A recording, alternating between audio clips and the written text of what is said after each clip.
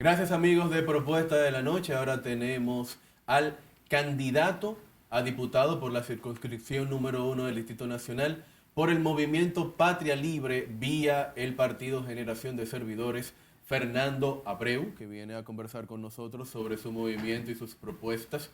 Fernando, ¿qué tal? Un placer, muy bien, gracias a Dios. ¿Ustedes? Estamos bien y complacidos de tenerte aquí. Lo más básico que podemos preguntarte primero es, ¿qué es el movimiento Patria Libre? Patria Libre es un partido de información que es de extrema urgencia y necesidad en la República Dominicana. ¿Por qué?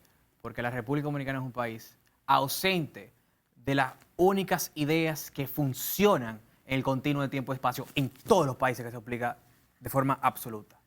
Estoy hablando de las ideas que se catalogan como derecha, o mejor dicho, nueva derecha, porque lo que se llama internacionalmente como derecha o vieja derecha, traicionaron a sus principios. ¿Y cuáles son esos principios y esa idea que nosotros volvemos e ingresamos de forma pasional en el territorio nacional y toda la nueva derecha en el mundo entero, en sus países? Las ideas de un Estado pequeño, de reducción del gasto público, de reducción del endeudamiento, de reducción de impuestos, de reducción de hiperregulaciones que controlan el ser humano como cosa loca y le impide su libertad y su desarrollo humano. Todo esto que impide esa explosión de riqueza y capital y dinero que sucede en todos los países donde se aplica, cuando se bajan impuestos y regulaciones de forma dramática, de forma significativa, aunque lógica, porque tampoco es que lo vamos a eliminar 100%, pero esto siempre logra que venga una lluvia y un mar de inversión. Pero no solamente el tema económico, porque no solamente es la libertad, que es lo que ya estábamos hablando, sino también la vida y la propiedad privada, que ya también lo estábamos abordando. La vida también en defensa de la vida, en defensa de los valores judeocristianos, la defensa de la ética, que es el estudio del bien y el mal. Y, muy importante, la verdad. La verdad está bajo ataque en la República Dominicana y en el mundo completo. Hoy en día se promueve abiertamente desde prácticamente todos los partidos, y ha ingresado a todos los partidos, que en el caso de la República Dominicana son todos partidos de centro izquierda o de extrema izquierda, en el caso de algunos, que es que promueven cuestiones que son falsas y las quieren imponer por ley, con un globalismo por detrás y una Agenda 2030 por detrás que lo está impulsando. Como por ejemplo que un hombre puede ser una mujer, cuando un hombre y una mujer son diferentes en cada célula de su cuerpo, a nivel casi atómico es diferente, con órganos reproductivos diferentes, con un cerebro que funciona de manera diferente, con incluso la estructura cerebral y la psicometría diferente. Es decir, las personalidades, incluso de los hombres y las mujeres, tienen hasta diferencias psicométricamente hablando, es decir, estadísticamente en la ciencia de la psicología. Es decir, somos diferentes absolutamente en todo.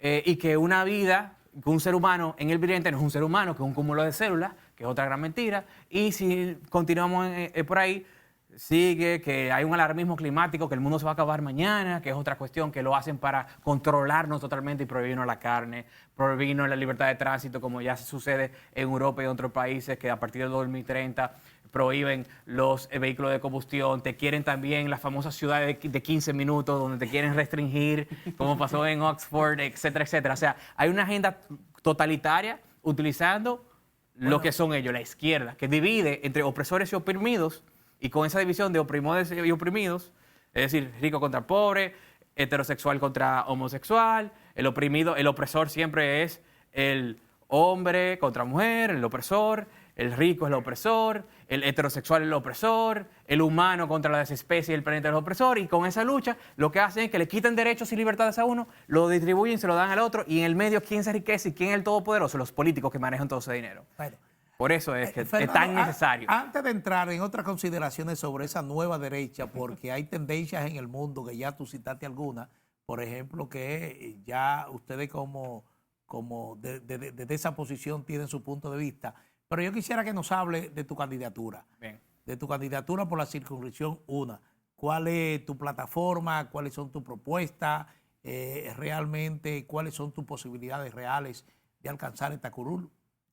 Bien, hay muchas preguntas ahí, pero vamos a irnos por paso. Como usted bien dijo, soy candidato por la circunscripción número 1 del Distrito Nacional, por el Partido de Información Patria Libre, vía la boleta electoral, que es la número 28, ojo, número 28, del Partido Generación de Servidores, con la alianza que tenemos con ellos.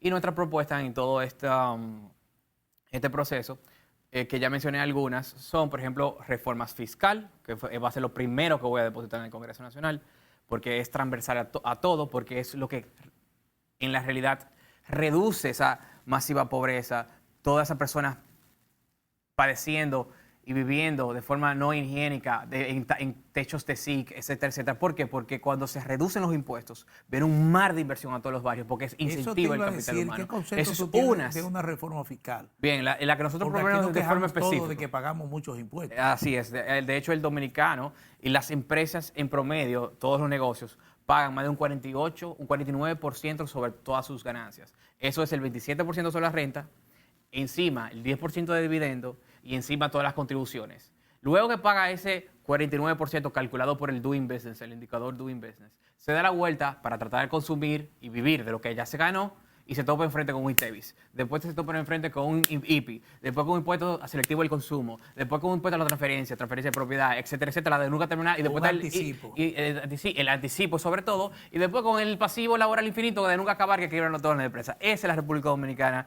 en una pincelada en cuanto a lo económico. Y nosotros proponemos de forma muy específica reducir el impuesto sobre la renta de las empresas de esa monstruosidad que te acabo de explicar a un 15% flat tax para todos, para las personas físicas que actualmente están entre 15, 20, 25 y después con las contribuciones para la clase media supera el 32%, es un 15% también flat para todas las personas físicas, los asalariados. Bueno, actualmente en este caso. hay un límite, por ejemplo, hasta los 34,000 pesos, me parece que no pagan.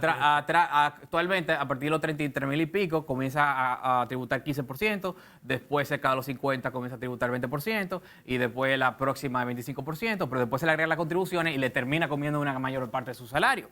No termina ahí, la clase media en la práctica es más de un 31%. Y nosotros lo reducimos eso a un 15%, encima de eso el ITEVIS lo reducimos de un 18% a un 12%, eliminamos el IPIS, eliminamos el impuesto a la transferencia bancaria y a los cheques, que era supuestamente transitorio y no hay nada más permanente que un impuesto transitorio, decía Milton Friedman, entre otros impuestos. ¿Y la recaudación de dónde sale? ¿Tú has hecho el cálculo de cuánto se le estaría reduciendo al Estado? Claro. Eso fue lo primero que hicimos. De hecho, nosotros en el 2020 hicimos un plan de gobierno formal proponiendo todo esto. Y hay mucho desconocimiento porque la gente cree que cuando se reducen los impuestos, automáticamente se caen las recaudaciones. Y eso no es así. Aparte de que no se cargan las recaudaciones, nosotros también no tendremos déficit, por lo menos a partir del segundo año, porque nosotros eliminamos algunas instituciones duplicadas, algunas instituciones que no funcionan, funcionamos muchas otras, o sea que por ese lado también nos cubrimos, pero en el tema fiscal, cuando se baja impuestos en toda reforma fiscal de la historia completa, en todos los países del mundo, desde la década del 50 hasta la actualidad, cada reforma fiscal bajando impuestos, la recaudación ha hecho lo contrario, no se ha disminuido, ha aumentado. Porque eso incentiva a los negocios. Exacto. Porque hay más incentivo a inversión privada, tanto local como extranjera, y encima del gran incentivo a la inversión privada, también sucede que la gran informalidad que hay en todos estos países, especialmente como el nuestro, que es más de un 58% del mercado laboral está en la informalidad, y cada 9 de 10 MIPYMES opera sin RC, el 90%, según el propio Estado.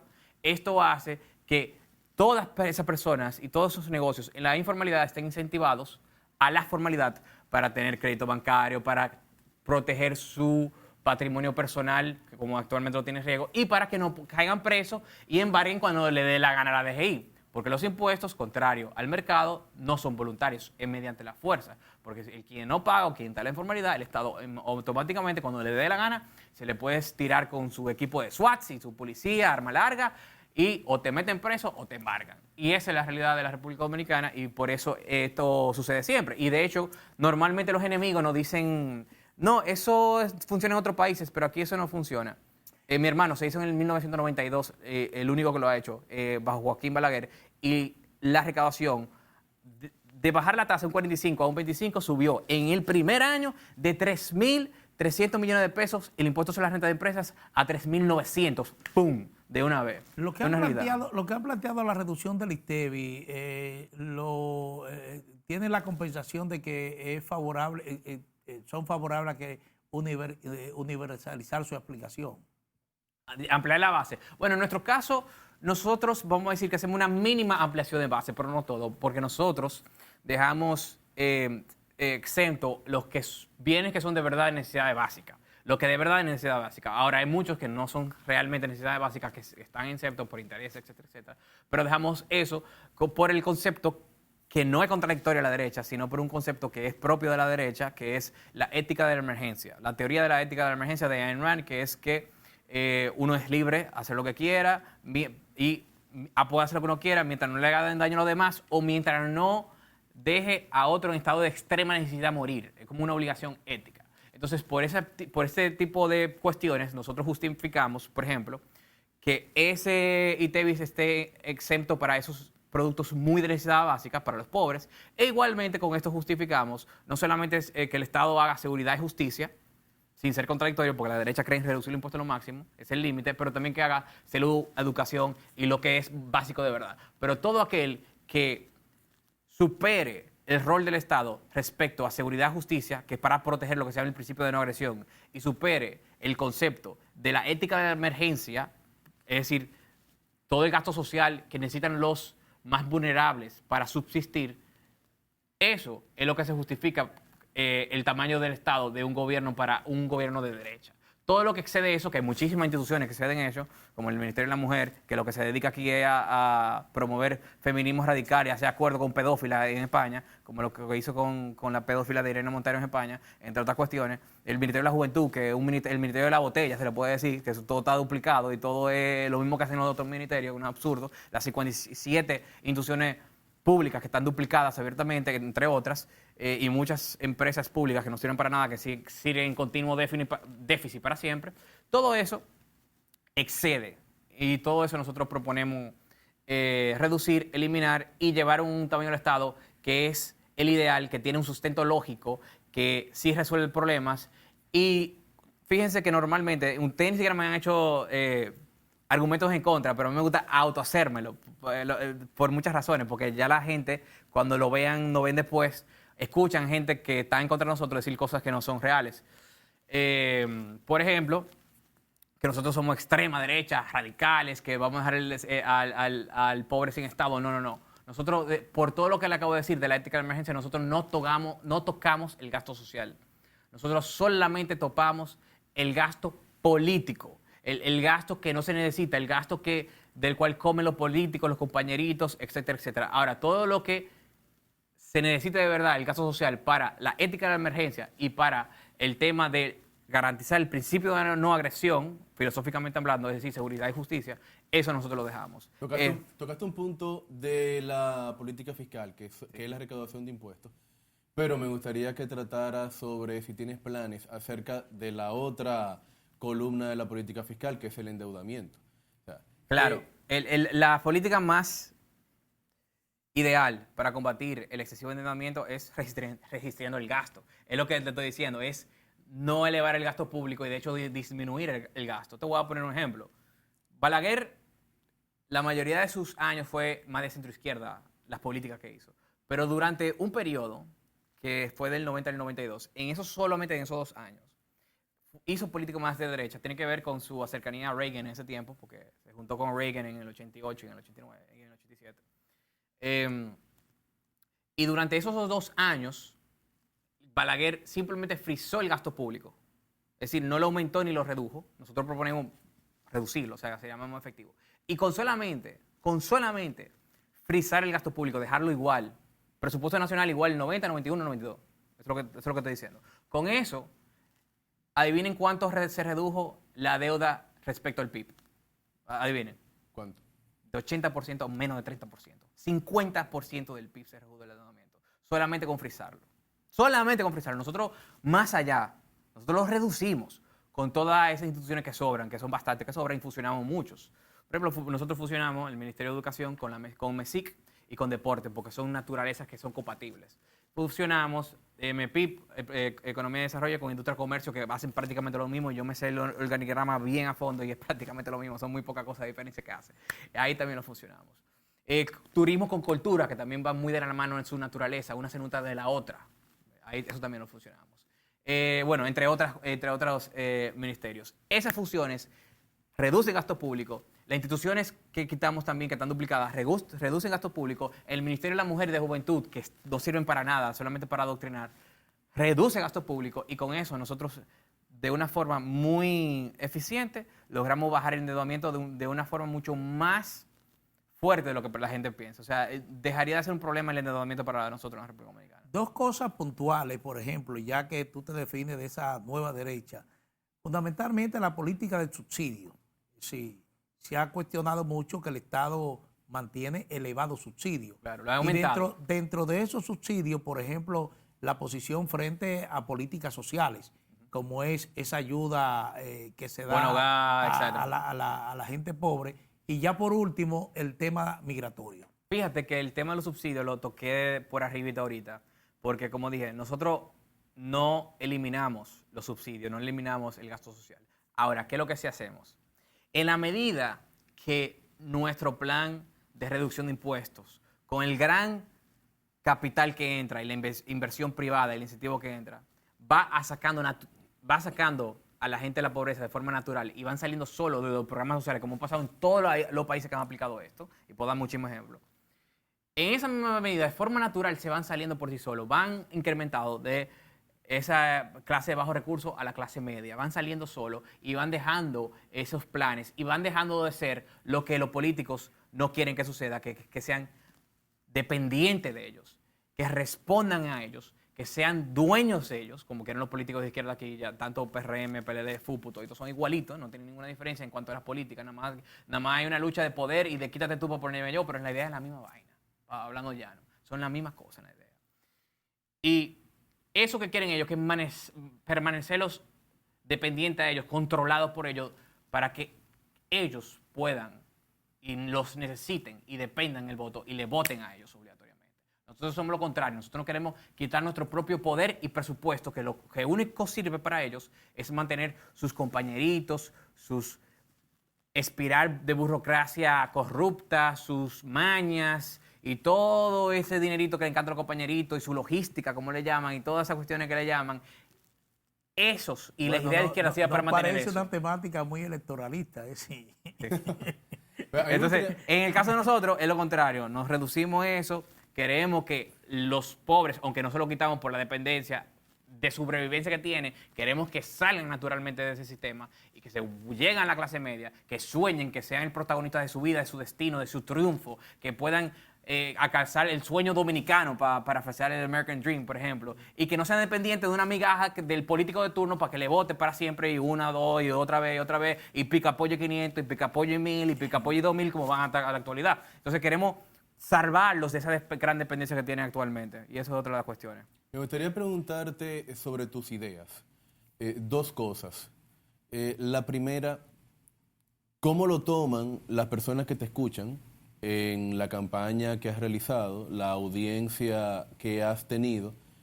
Pero luego, bueno, te deseamos suerte en tu proyecto político. Si llegaras al Congreso Nacional, igual, primero, tu presencia va a ser una rareza porque vas en franca minoría, incluso dentro de la misma Cámara de Diputados, pero también tus ideas son una gran novedad. ¿Cómo crees que puede avanzar esa agenda dentro del Congreso con esas condiciones? Ambas cosas. Sí, eso es una buena pregunta. La recepción a las ideas nuestras han sido excelentes, o sea, demasiado apoyo, me ha dado mucho ánimo a nivel personal. Y fíjate que tomar este paso después de hacer 3 años de lo que llaman batalla cultural, es decir, de 3 años de promover estas ideas de forma fuerte en las redes, en los canales de televisión, en los podcasts, debatiendo, muchísimo debate, haciéndome viral en las redes sociales, y eso lo hemos logrado en estos años. Entre todas las redes sociales, en estos 3 años, hemos superado los 50,000 seguidores en las diversas redes sociales. Incluso cuando salgo a la calle, siempre, o sea, muchas personas me paran, o sea, hay una gran diferencia, que el votante nuestro, vamos a decir, es más leal y apegado a uno, diferente como que el que va a votar PLD o lo otro, es más por o interés o porque él cree que va a ganar. Es muy diferente. Nosotros le gusta ir de nosotros, hablar con nosotros, hay un entusiasmo que se vive y eso es algo que me motivó a entrar en la política porque la batalla cultural no es suficiente para cambiar el sistema, sino que hay que meterse dentro, porque si nos quedamos hablando de fuera para siempre no vamos a cambiar nada. Entonces lo que hacemos desde fuera, de cambiar las ideas, la cultura de la persona, y por eso se le llama batalla cultural, la forma de pensar, abrir la mente, causar esa disidencia cognitiva, como se dice en psicología, que es que despertar a una persona y que se den cuenta de que todo lo que le vendían o todo lo que pensaba estaba, su como visión completa estaba errónea, que con muchos choques de evidencia, información y lógica, y despertar a esos seres humanos y se vuelven muy leales, se vuelven, se les puede decir fans de cierta forma, ellos mismos lo dicen así, aunque no me gusta utilizar este término por un tema de humildad, pero sí, o sea, ha sido excelente y me motiva, y por eso di el paso también, porque no es suficiente la batalla cultural, sino también dar la batalla política. Y en el Congreso, Claro. porque ahí no hay batalla cultural, sí, ahí hay procedimiento legislativo puro y duro. Así es, pero a ver, hay varios conceptos y varias ideas respecto a eso. Adelante. Lo primero es que lo importante es que primero existe una voz diferente en el Congreso. Que no existe el monopolio de la centroizquierda, de la izquierda, creo que existe actualmente en la República Dominicana. Y del centro también se puede decir. Entonces, lo primero es que existe esa voz para que en el país se escuche la batalla de ideas y la diferencia, así que la gente vea la otra opción que hay y que no están destinados al fracaso. Porque si uno se da cuenta, año tras año, gobierno tras gobierno, el mismo fracaso. Yo le pregunto a usted, ¿hay algún problema nacional que está solucionado en la República Dominicana? ¿Está solucionado la seguridad, la delincuencia? ¿Está solucionado el tema de la migración haitiana? ¿Está solucionado la baja calidad de la educación histórica? ¿Está solucionado la pobreza? No está nada solucionado. Entonces, estas ideas necesitan que exista una voz en el Congreso. Nosotros estamos claros que al principio no va a votar por nuestros proyectos. Lo primero es despertar a la ciudadanía desde el propio Congreso, convencer, si convencemos a más diputados de otro partido, amén. Sabemos que hay algunos que piensan un ching más cerca a nosotros, bueno, otros que no. Pero es primero hacer ese choque y lograr esa conciencia para el futuro, ir escalando más y más, tener más congresistas de nuestro partido en el Congreso, hasta eventualmente algún día llegar al poder. Bueno, gracias a Fernando Abreu del Movimiento Patria Libre, candidato a diputado por la circunscripción número 1 del Distrito Nacional, en la boleta del Partido Generación de Servidores. Agradecido por su participación aquí en Propuesta de la Noche. El honor es mío. Carlos Arturo Guizarre, un servidor, Manuel Jiménez, igualmente agradecido de su sintonía, y los invitamos a estar con nosotros de lunes a viernes de 7 a 8 de la noche por aquí, por RNN, Canal 27. Buenas noches. Bye, bye.